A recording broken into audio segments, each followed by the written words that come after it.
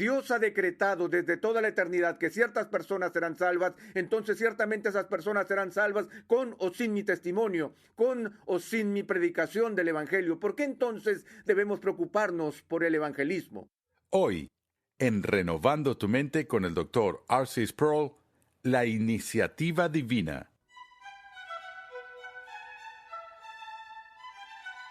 Pocas doctrinas bíblicas provocan tanto debate como la predestinación. Aceptamos a Dios como un proveedor y protector omnipresente, omnipotente y omnisciente. Pero muchos luchan por entender cómo la soberanía de Dios se manifiesta a sí misma en la salvación. Esto suscita muchas preguntas. Si Dios predestina todas las cosas y escoge quién será salvo, ¿para qué orar? ¿Y para qué evangelizar? En este último episodio de la serie Escogidos por Dios, veremos las respuestas bíblicas a estas interrogantes. Te invito a acompañarme una vez más al salón de clases a escuchar al Dr. R.C. Sproul en la voz de Pepe Mendoza.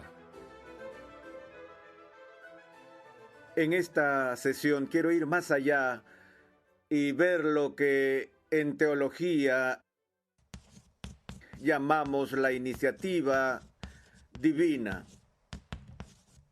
refiriéndonos a ese primer paso de la salvación que se lleva a cabo en nuestras vidas de forma unilateral y exclusiva por el poder de Dios. Y vemos esto en el pasaje de Efesios 2, del cual he hecho referencias ocasionales y me gustaría dedicarle un poco más de tiempo ahora. Si pueden, veamos el capítulo 2 de Efesios, donde Pablo dice: estabais muertos en vuestros delitos y pecados, en los cuales anduvisteis en otro tiempo según la corriente de este mundo, conforme al príncipe de la potestad del aire, el espíritu que ahora opera en los hijos de desobediencia, entre los cuales también todos nosotros en otro tiempo vivíamos en las pasiones de nuestra carne, satisfaciendo los deseos de la carne y de la mente, y éramos por naturaleza hijos de ira, lo mismo que los demás. Lo que encontramos en este pasaje son términos descriptivos del carácter radical de la caída del ser humano. Hemos hablado ya sobre la incapacidad moral. Hemos evitado el uso del lenguaje calvinista, el cual describe la situación del hombre como la de depravación total. Un término que ha llegado a ser muy controversial en círculos cristianos y es parte del famoso acróstico que usan los calvinistas para delinear los conocidos 5 puntos del calvinismo. TULIP, T-U-L-I-P, siglas en inglés: T por depravación total, U por elección incondicional, L por expiación limitada, I por gracia irresistible y P por perseverancia de los santos. Pero generalmente no se llega más allá de la T antes de que la controversia estalle. Esta es una de esas ocasiones donde los acrósticos, que son pequeñas ayuda memoria que funcionan como asistentes para recordar, a veces causan más daño que ayuda, ya que depravación total es un término muy confuso. La gente confunde depravación total con lo que llamaríamos depravación absoluta, es decir, que el hombre es tan malo como le es posible ser.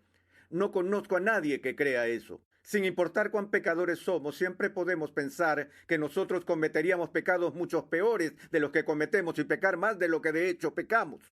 Entonces ninguno de nosotros es absolutamente depravado.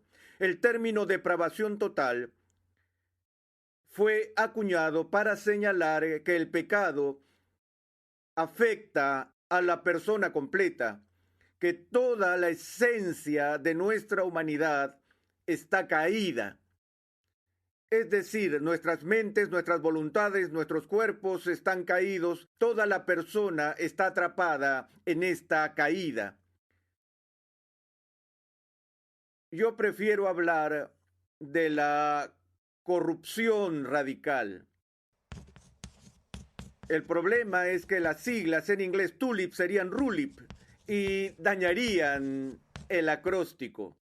Pero me gusta el término corrupción radical porque el significado de radical históricamente viene de la palabra latina radix, que significa raíz.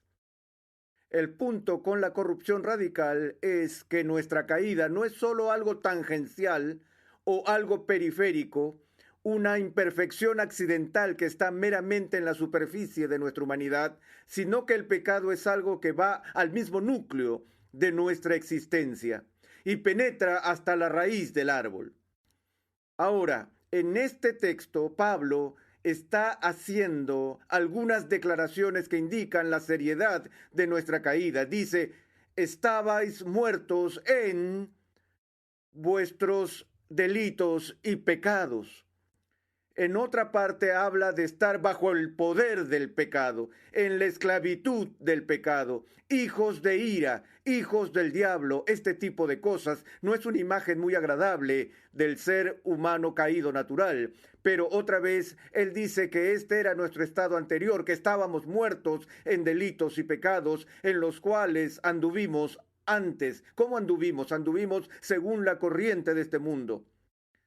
Anduvimos por el camino que el mundo recorre, el cual no es como Dios quiere que andemos. Anteriormente Pablo había hablado acerca de que todos hemos pecado y estamos destituidos de la gloria de Dios. No hay ningún justo ni aun uno, no hay nadie que haga el bien.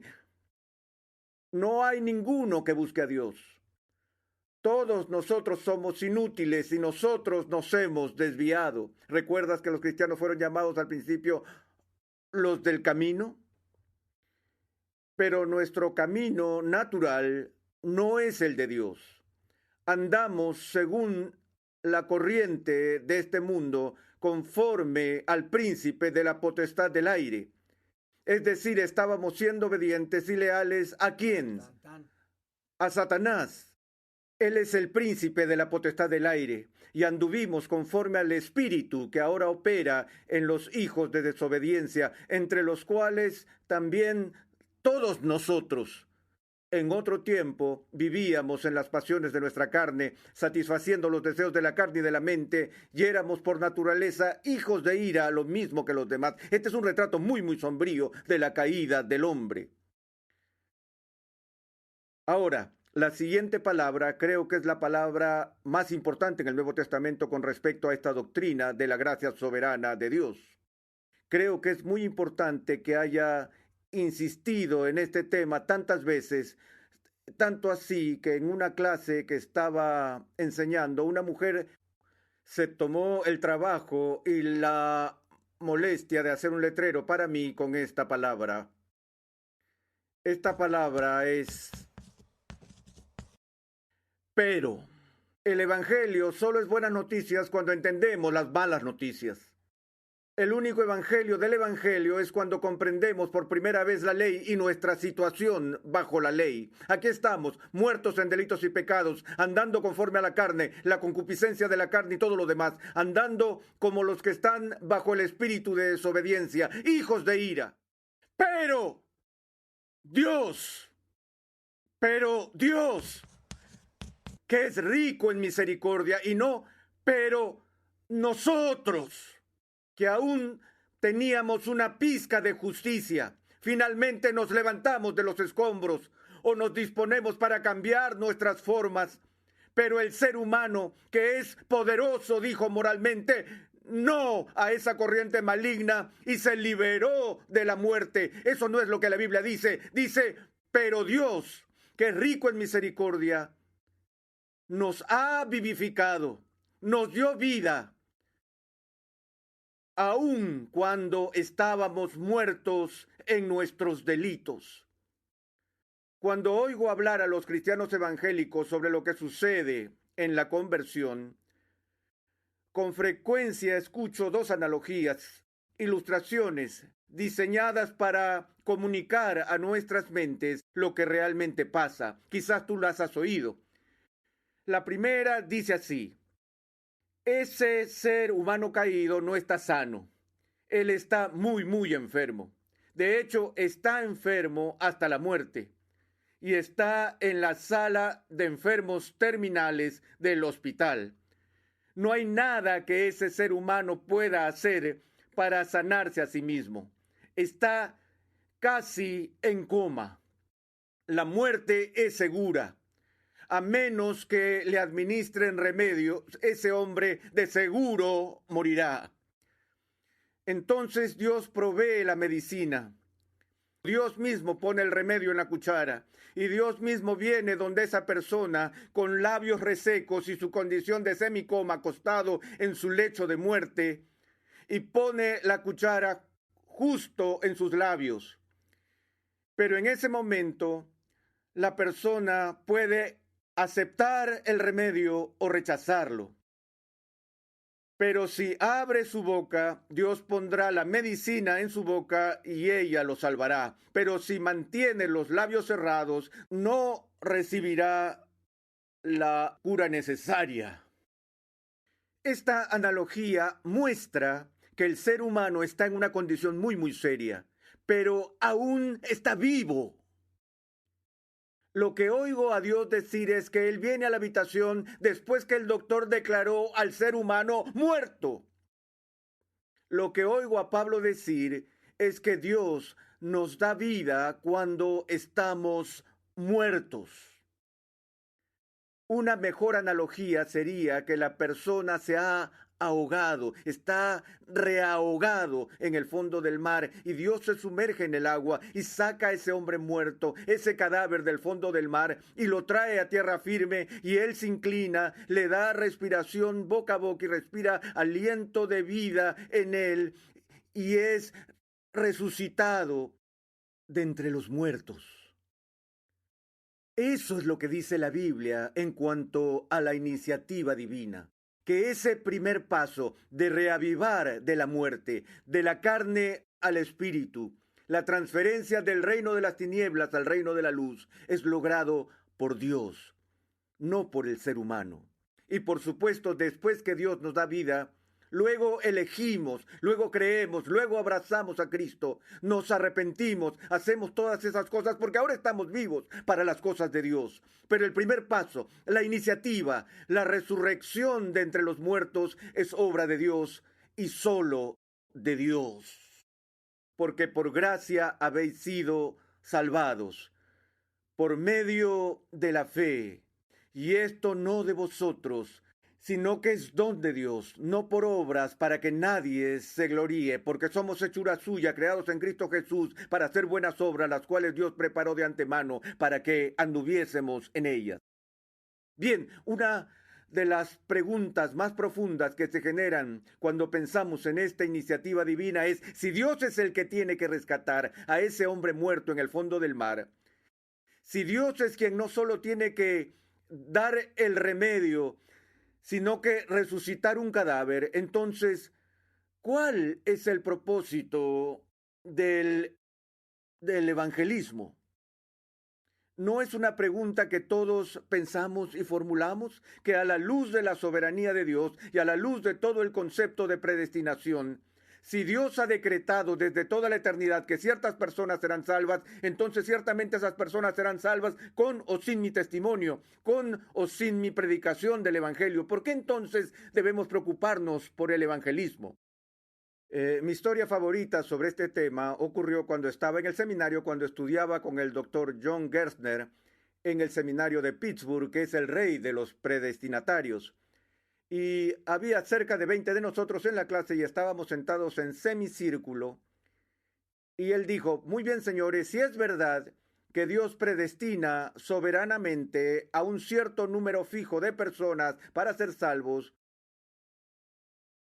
y es a través de un decreto inmutable, entonces, ¿por qué deberíamos involucrarnos en el evangelismo? Lanzó la pregunta y la dejó en el aire y empezó a llamar a los alumnos para que respondieran la pregunta. Nunca voy a olvidar lo aliviado que estaba porque me encontraba en el extremo derecho de ese semicírculo y él empezó por el izquierdo. Y pensé, wow, me alegro que no tengo que responder eso. Entonces él mira al primer alumno y dice, bien, señor fulano de tal, ¿qué diría usted? Y él dijo, bueno, doctor Gerstner, usted sabe, no lo sé, siempre me he preguntado eso. Así que perdió el penal. Se dirige al siguiente alumno y este le dice, ni idea. Se dirige al siguiente, todo el resto de la línea, y se estaba acercando peligrosamente a mí. Había una sensación de expectativa que aumentaba en el salón. Me sentí como Sócrates en uno de los diálogos de Platón, cuando después de todas esas otras personas, los mortales menores dieron respuestas a esas preguntas profundas que suenan ok, hasta que Sócrates habla y deja a todos con la boca abierta. Y pensé, voy camino al banquillo de los acusados. Bueno, efectivamente, se recorrió todo el círculo y nadie pudo responder la pregunta del doctor Hessner, y llegó mi turno. Yo estaba temblando, así que traté de responder y dije, bueno, estoy seguro que esto no es lo que usted espera, doctor Hessner. Sé que hay algo mucho más profundo que esto y que debe ser la respuesta a esta pregunta, pero una pequeña razón por la que debemos involucrarnos en el evangelismo es que, usted sabe, bueno, Jesús nos manda a hacer evangelismo, ¿no? Y Herzner comenzó a reírse con su estilo siniestro y dijo, por supuesto, señor Sproul, ¿cuál podría ser una razón más insignificante para hacer evangelismo que Jesús te lo ordena, que el Salvador de tu alma y el Señor Dios Todopoderoso deba pronunciar una orden, y tú piensas que esa puede ser quizás una pequeña razón por la que deberíamos? Y cuanto más continuaba, ya se imaginan, yo me estaba achicando en esa silla y dije, wow, espera un momento, pero nunca olvidé el punto. Él dijo, la razón principal por la que hacemos evangelismo a la luz de la soberanía de Dios es porque Dios es soberano. Y Dios no solo ha decretado soberanamente el fin, es decir, la meta de la redención de la gente, sino que Él también soberanamente decretó los medios para ese fin. Él ha elegido la necedad de la predicación como el medio por el cual traerá a la gente hasta la salvación, y le ha ordenado a su iglesia que lleve a cabo ese programa de evangelismo. Y dijo, mira, yo me encargo de la elección, pero tú de la predicación, tú testifica, esa es tu responsabilidad. Ahora, ¿él me necesita? No, él no me necesita. No, no me necesita. Dios no me necesita para cumplir su plan. Él podría hacerlo sin mí.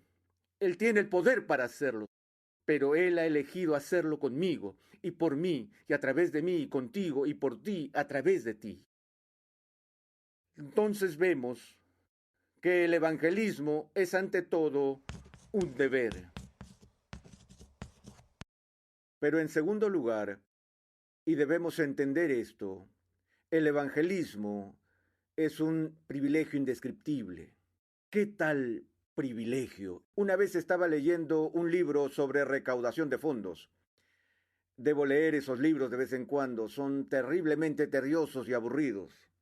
Y la persona que escribió el libro había sido el jefe de la campaña de recaudación de fondos para la Universidad de Harvard y decía, hay algunos principios fundamentales que deben entender sobre este tema. Dijo, la primera regla es esta, debe ser consciente del hecho de que cada ser humano desea tener una parte significativa en una empresa importante. Por lo tanto, si le das a la gente la visión de lo que estás haciendo y los dejas ser parte de ello, entonces ellos responderán porque quieren ser parte de una causa importante. Y él, por supuesto, el autor del libro estaba diciendo, explota eso, ya sabes, usa eso, tenlo presente. Bueno, creo que es verdad. ¿No es cierto que queremos que nuestras vidas cuenten? No queremos ser parte de cifras insignificantes en este mundo, queremos participar en cosas significativas. No sería como si pudiéramos decir, si pudiera mirar mi cuello y decir, ¿ves esa medalla? Esa medalla significa que fui parte del equipo ganador del Mundial de Fútbol de 1974. La gente me miraría y diría, ¿en serio? ¿No es eso tremendo? Eso es significativo. Yo no tengo una medalla de esas. Todo lo que hago en mi vida, no juego fútbol, no soy miembro del gabinete presidencial, todo lo que hago a diario es trabajar para el Rey de Reyes. Eso es todo lo que hago. Ahora, ¿qué podría ser más insignificante que eso? Todo lo que tengo que hacer y me pagan por hacerlo es trabajar es trabajar en la empresa más importante que Dios haya creado. Trabajar para la edificación del reino de Dios, para la predicación del Evangelio, puesto que la edificación de los santos es el llamado supremo en el universo. Nota lo que Pablo dice en el capítulo 10 de Romanos.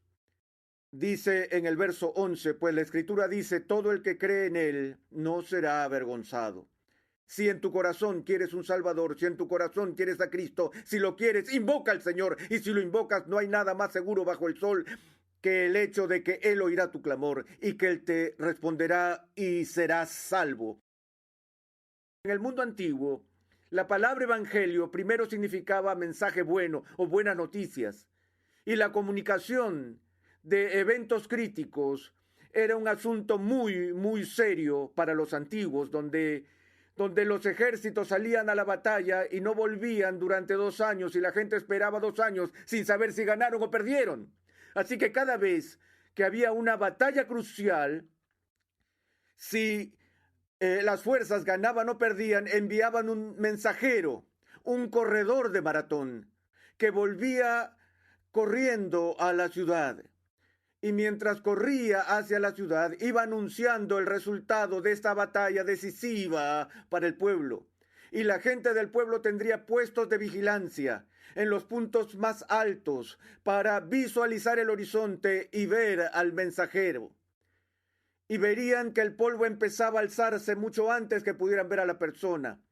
Esa polvareda llamaría su atención y mirarían a lo lejos y observarían las diferentes formas de las nubes de polvo. Y ellos mirarían y lo primero que verían sería la forma en que los pies subían y bajaban, mientras subían corriendo la montaña y bajaban por el otro lado de la montaña. Y los que eran buenos, vigilando, podían decir antes que llegase el mensajero si eran buenas o malas noticias.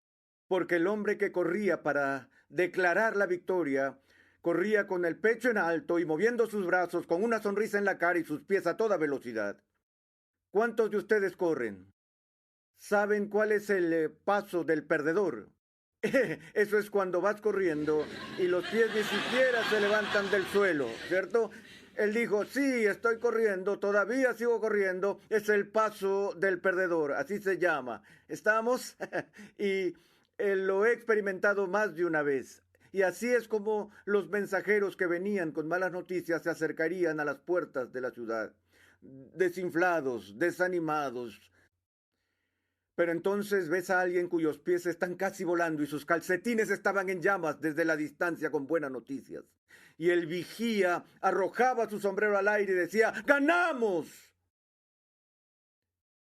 Y así el profeta dice, cuán hermosos en la montaña son los pies de aquel que trae buenas nuevas, que publica paz. Sé que fue Dios quien me trajo a Cristo, pero usó a un hombre que me habló del Evangelio. Y nunca olvidaré a ese hombre. Y no importa lo que ese hombre haga, siempre lo amaré. Porque humanamente se preocupó lo suficiente para ser el instrumento que Dios se complació en usar para llevarme a Jesucristo. ¿No te gustaría saber cómo Dios usó tu testimonio, tu acto de caridad, tu ejemplo hacia tu vecino como catalizador para la salvación eterna de esa persona? ¿Por qué evangelizar? Porque es un mandato y es el mayor privilegio que Dios pueda darnos.